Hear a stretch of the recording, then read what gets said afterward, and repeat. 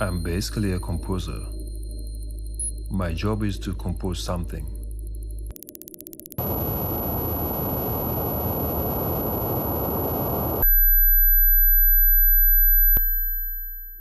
Ryoji Ikeda è uno dei più grandi artisti visuali e sonori a livello internazionale, capace di orchestrare in modo convincente suoni, immagini, fenomeni fisici e complesse nozioni matematiche in esibizioni live e installazioni immersive.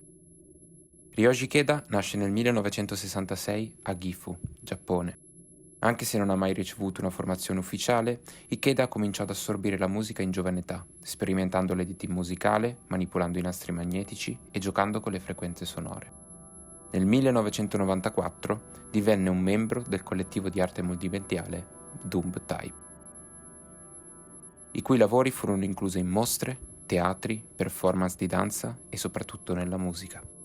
Attraverso queste collaborazioni interdisciplinari, Ikeda inizia a rivolgere la sua attenzione al teatro e alle mostre d'arte, ma solo più tardi cominciò a dedicarsi a performance musicali e ad installazioni sonore e alla produzione di album. Ma è nel 1995 che avviene la svolta. Ikeda cominciò lentamente ad abbandonare l'uso di elementi ripetitivi musicali, cominciando invece a porsi delle domande fondamentali legate alla natura fisica del suono. Riducendolo fino alle sue unità più piccole, le ha poi riorganizzate e riassemblate, utilizzando alcuni elementi basici come le onde sinusoidali e i sibili, per creare paesaggi sonori con risonanze mutevoli, sfidando così i limiti della percezione uditiva umana. Dal 2000 ha seguito lo spirito della ricerca dell'essenza, rompendo la struttura di base della luce al livello dei pixel, tramutando il mondo in complessi sistemi di dati. Ikeda produce arte con la mentalità di un compositore, ma che non si limita semplicemente alla musica. Luce, spazio e tempo nascono insieme al suono che, attraverso precisi calcoli matematici e ad una rigorosa logica aritmetica, gli permette di raggiungere una struttura espressiva meravigliosamente unica.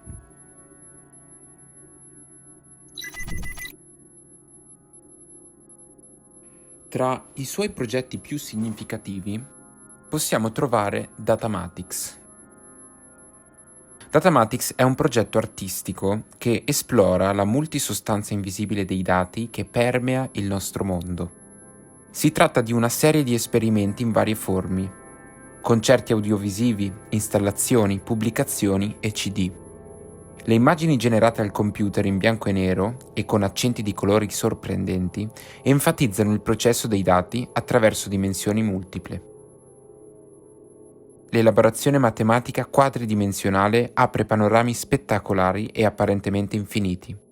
Una colonna sonora potente e ipnotica riflette l'immagine attraverso una meticolosa stratificazione di componenti sonici per produrre spazi acustici immensi e apparentemente sconfinati.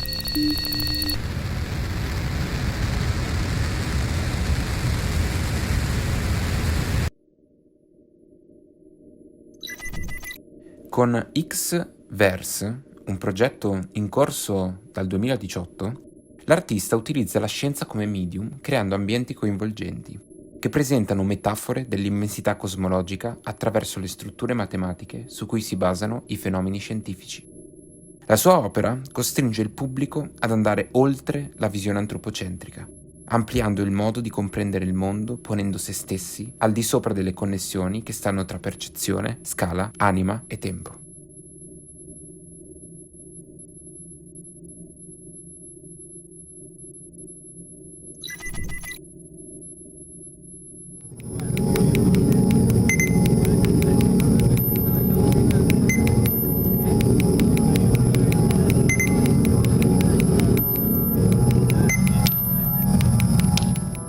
Test Pattern è un sistema che converte qualsiasi tipo di dati, testo, suoni, foto e filmati, in modelli di codici a barre, che si rifanno al codice binario di 0 e 1. Attraverso la sua applicazione, Il progetto si propone di esaminare la relazione tra i punti critici delle prestazioni del dispositivo e la soglia della percezione umana.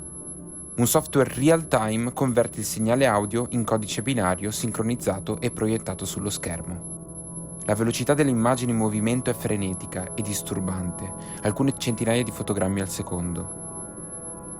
L'artista con questo lavoro, oltre che a testare la risposta percettiva del pubblico, testa le prestazioni dei dispositivi audiovisivi, portando al limite le capacità degli strumenti tecnologici.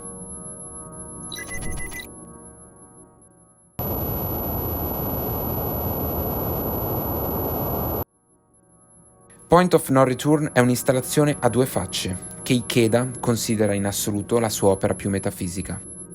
Da un lato, un solo videoproiettore proietta un buco nero, formato da una grande quantità di informazioni. Dall'altra parte c'è una luce bianca con una gradazione di colore quasi uguale a quella del Sole. L'opera rimanda al concetto scientifico del buco nero, una grande forza gravitazionale che distorce il tempo e lo spazio, catturando qualsiasi cosa vi entri, anche la luce. Il confine tra le due facce è dove le traiettorie del buco nero e della luce bianca si intersecano, fungendo da simbolo della soglia critica dello spazio-tempo ed esprimendo uno stato enigmatico che trascende la realtà ma contiene ancora immagini illimitate.